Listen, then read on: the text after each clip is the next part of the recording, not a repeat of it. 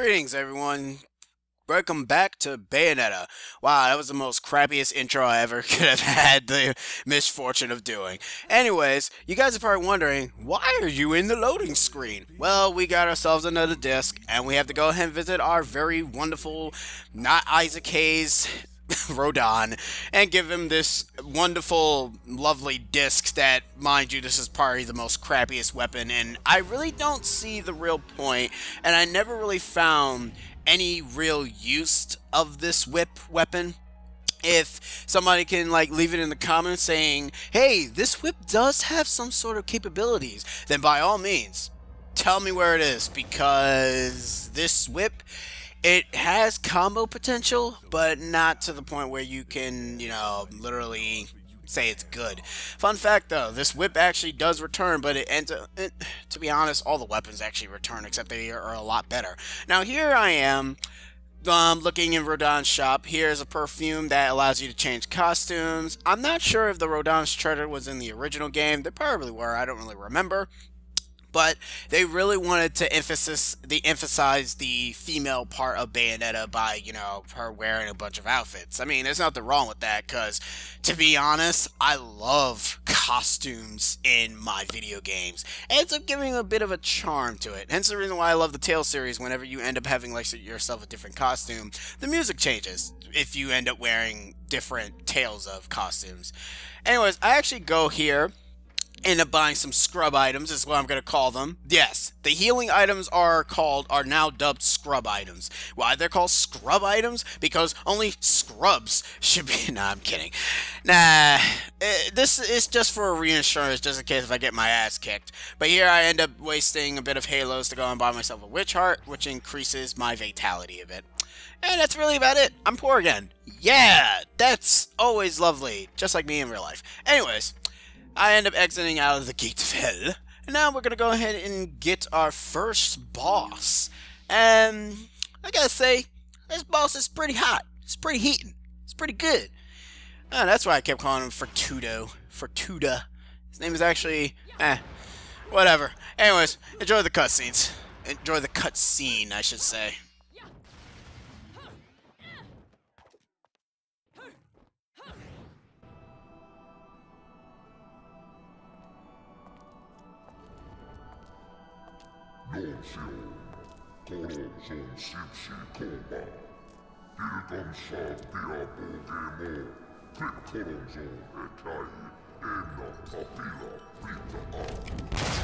You again? And here I thought I'd seen the last of you.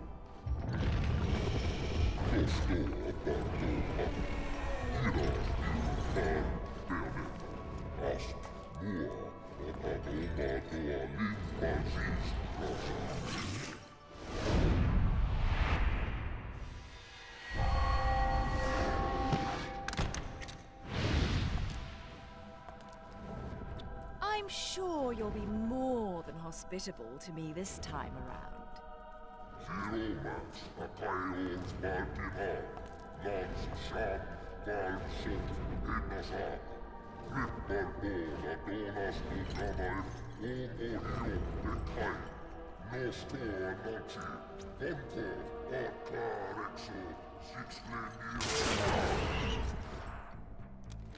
I'm sorry. I forgot to mention one of the reasons I hunt your kind. You're much too ugly not to put out of your misery.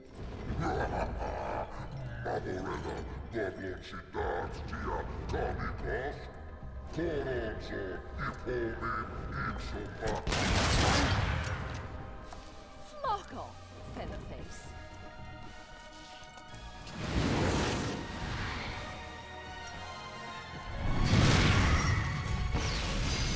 Alright, now we got ourselves Fortudo. This is our very first boss fight. Now you guys are probably wondering that Bayonetta's hair is all wavy. That's not really just for cutscene purposes, that's actually relatively a plot point that ends up being a really main staple to Bayonetta 2. And it also ends up realizing, why can't she do this throughout the entire game? What happens is that she actually enhances her abilities. You know the ability to use your Wicked Weave, as you see there, those are the Wicked Weave slashes. She now has the capability of using nothing but the Wicked Weave. Now Fortudo has some nothing but fire attacks, but when you do enough damage to him and knock him on his floor, I guess. Knock him on his floor. Knock him on the ground. You can be able to grab him and do some additional damage. And the thing is that Fortudo has 2 attacks. Fireballs, Tail Swipe, and, well, the biting, which you've already seen when we first fought him. Well, not first fought him, when we first saw him. He will shoot 2 fireballs from 2 heads, and when he ends up getting one of his heads ripped off, he will end up shooting 2 at the same time. So don't think that just because one head is gone that he won't be able to actually shoot fireballs at you. After a couple hits has been dealted, Fortudo will go ahead and fly up into the air, and you won't be able to attack him. I recommend actually going up onto the platform that has not yet been destroyed. Yes, these platforms can be destroyed, but remember those pendulums that I was talking about, or those hourglasses I should more so say, you can be able to reset time and be able to... Oh, okay. So, that I never noticed, that if you actually do the dance, you actually can get your magic points back. Alright, you have 1 minute to go ahead and jump all the way up to Fortudo and grab his head. I'm not sure what happens if you do that. I'm assuming you take massive damage, but I never really had that happen to me before. And I have to say, I recorded this fight a second time, and the second time run was good. The first time run was abysmal, because I almost died and got a game over. Well, not a game over. No, actually, yeah, game over, because I almost died, which sucked. But anyways, after you've done this, the maximum halos that you can get from this is actually 1,100. 1,100.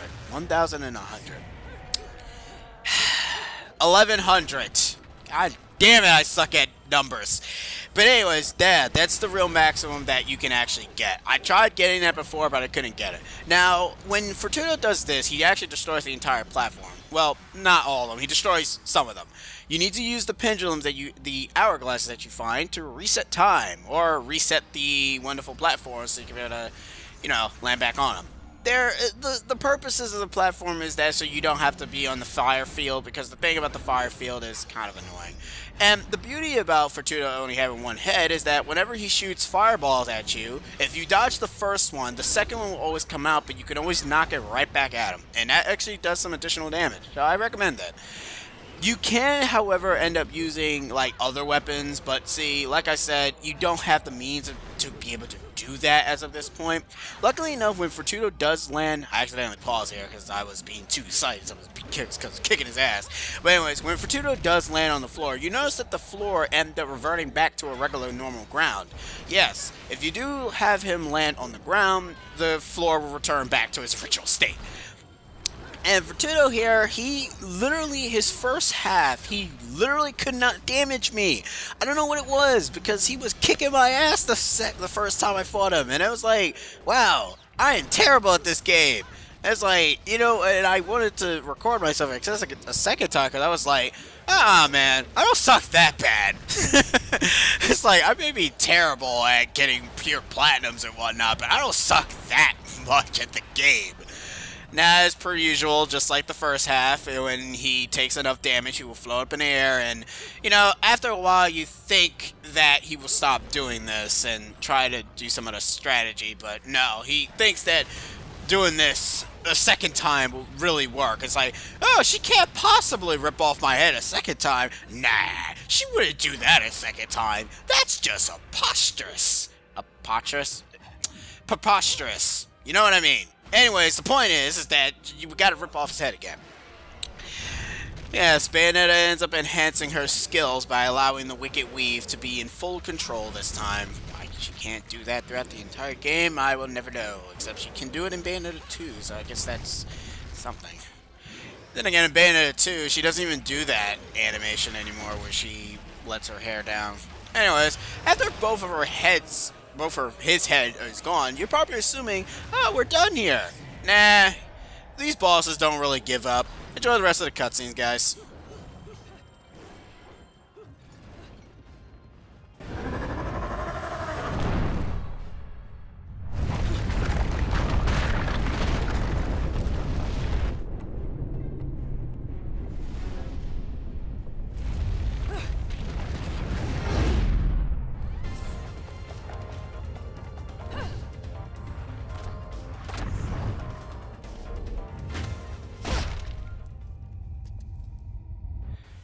Alright, now this is what I like to call the game's version of Final Climax. What I mean by this is that after a while, once you've gotten the boss to their last legs, you will have the initial final confrontation between them, and you will unleash the final climax of killing them. Now, I was doing so well here, not taking any damage at all, but to be honest, I ended up getting a gold. Spoilers. I don't really get a platinum because the time was awful, but the combo wasn't even that great either. But then again, like I said, I'm not good at this game when it comes to time or combos. I'm just good at the game of actually beating it. So I end up getting hit in the head here, sadly. When he does end up landing, after a while though, he does start doing attacks, so be careful for that. Look how smoothly I'm dodging this stuff. And the thing that hits me the most is the head and his freaking beam laser, which sucked, because I thought I could actually kill him, but no, I couldn't. Now, once you've had all of his health gone, he'll use one final tail swipe. Be sure to press Y and X at this point, because you will not have, like, no time of actually blocking him. Anyways, enjoy the rest of the cutscene, guys.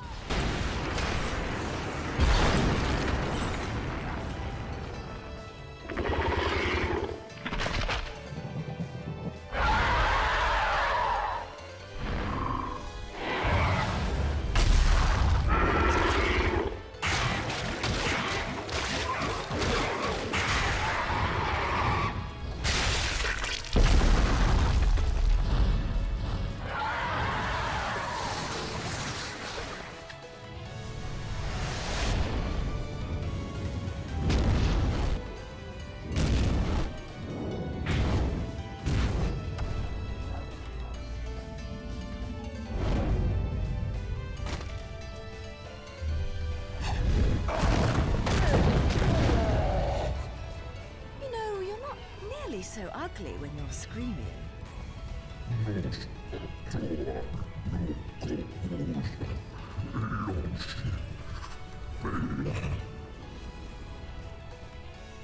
Foretold? Explain yourself.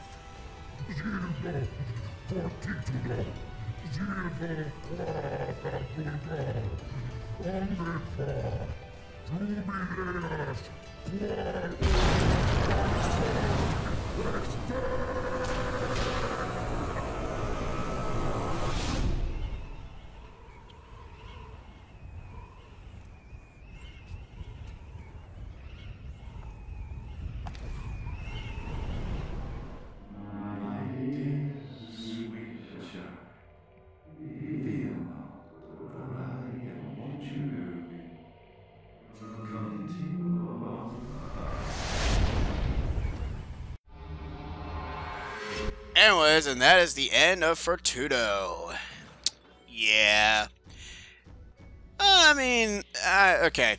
You guys are probably, I'm not sure how you guys expected the fight to be, but that's only a glimpse of the first few fights that we'll be having. I would say this now. The fights get a hell of a lot more interesting come the later battles. There's also one particular one that people really like, and it's kind of my favorite element too, Wind. And we'll be getting to him a little bit later. He's also an asshole, but that's besides the point. Anyways, guys, happy Good Friday. Bayonetta is going to be uploaded within the same exact day, so don't worry. I'm not like leaving you guys high and dry, but I've been CCX, and I'll be seeing you guys next time. CCX, over and out, and have a wonderful weekend.